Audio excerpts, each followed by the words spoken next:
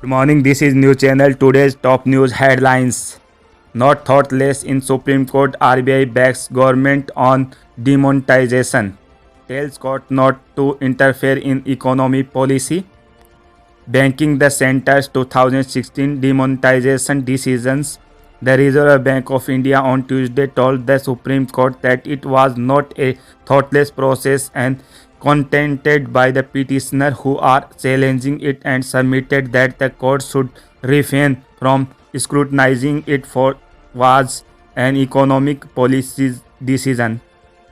Appearing before a five-judge constitution bench, senior advocate Jaideep Gupta submitted that it was an integral part of nation building and there was an enmity on in accept for some people who opposed it.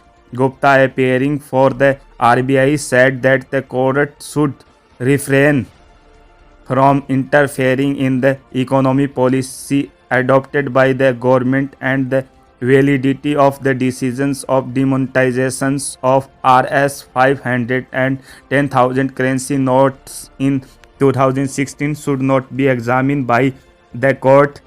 Referring to various judgments of the apex court, Gupta said the court should not interfere in policy matter unless the policy is found to be discriminatory and arbitrary. India can teach world about health surveillance. Melinda. There are lessons for India for the rest of the world. Then it comes to global health surveillance. The system that was laid down for polio was benefited India hugely.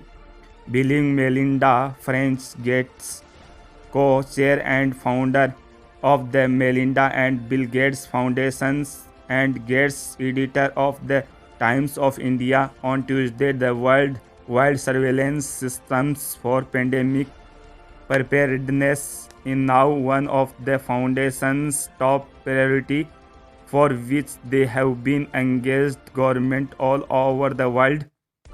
As guest editor, Gates methodically and meticulously sifted thought a range of the listened news stories with a special focus on women's issues and healthcare. This is a very difficult. They are all very good, she said at one point. Her decisions making process was consensual. She sought input the TOI editor and her colleague from the foundations, but decisions the personally ticked of every story they wanted published and interspersed with the occasional remark, I really like this Taj one. Mahal cannot be reopened. History after 400 years. The Supreme Court on Monday refused to entertain a IPL seeking rewrite of history of Taj Mahal, saying everything cannot be reopened after 400 years.